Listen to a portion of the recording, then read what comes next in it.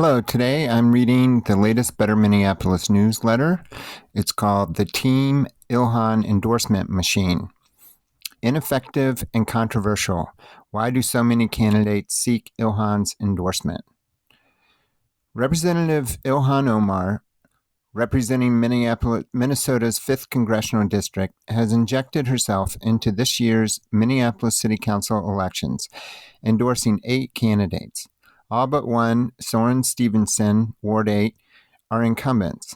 Robin Woensley is not a DFL member. She identifies as a Democratic Socialist, a distinction highlighted on her campaign website. There's a graphic here showing the 8 candidates that Ilhan has endorsed.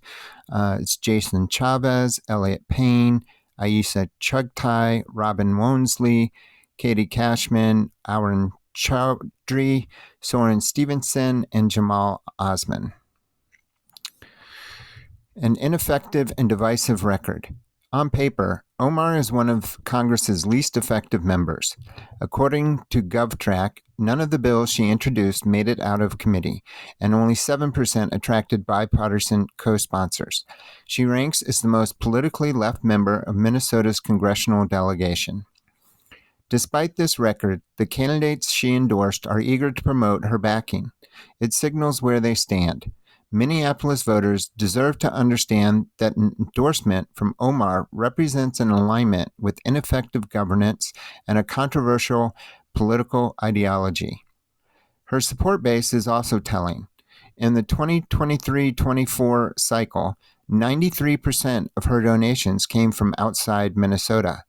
Her donors are not primarily Minnesota residents. They are in New York, California, and Florida. The total raised by Representative Ilhan Omar far exceeded the average congressperson. Here, there's a graphic where in blue you can see how much Representative Ilhan Omar has raised, and in 2024 that was nearly $8 million, whereas the average congressperson raised under $4 million, so about twice as much. In her last race against Don Samuels, Omar raised over $8.2 million, with half coming from large individual donors. Despite branding herself as a champion of grassroots support, her major donors include executives and employees from NVIDIA, HCA Healthcare, and Amazon. Samuels, by comparison, raised $1.6 million, facing a 5-to-1 spending gap. Big money flooded the zone, a strategy that feeds political cynicism and tilts elections before voters cast their ballots. And here there's a picture of Ilhan leaving the House chamber after a vote to oust her from the House Committee on Foreign Affairs at the U.S. Capitol on February 2nd, 2023. The endorsements are for show, not substance. Too often, endorsements substitute for critical evaluation. Whether from the DFL, the DSA, SEIU, or celebrity politicians, endorsements reflect political alliances, not the best interests of Minneapolis residents. We encourage voters to meet the candidates, ask questions, and evaluate them individually. Where do they stand on expanding bike lanes? How will they address public safety? Do they have realistic plans to hold taxes in check? What is their view on the proposed Labor Standards Board?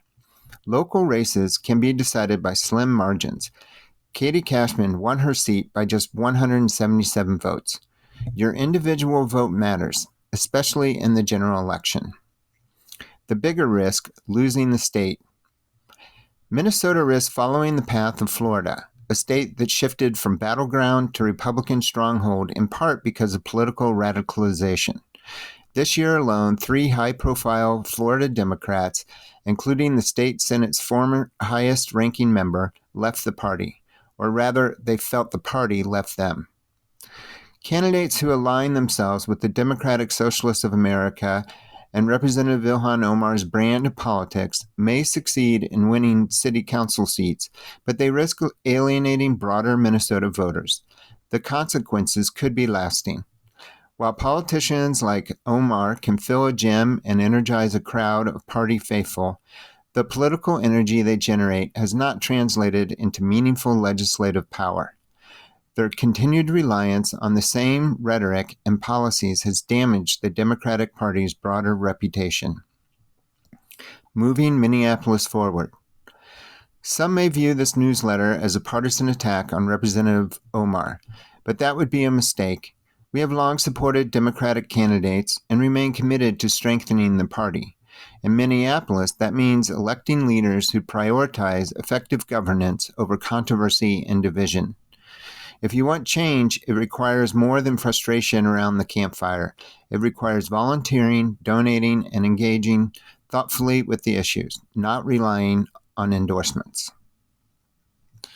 Quite a bit of discussion occurred over this post. I'll highlight just a couple here that are at the top of the list. One person says the Minneapolis City Council needs a few boomers with experience and common sense.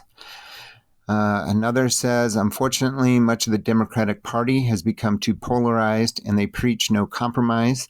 The philosophy is so strong that many do not listen or research. They are right, we are wrong, end of discussion.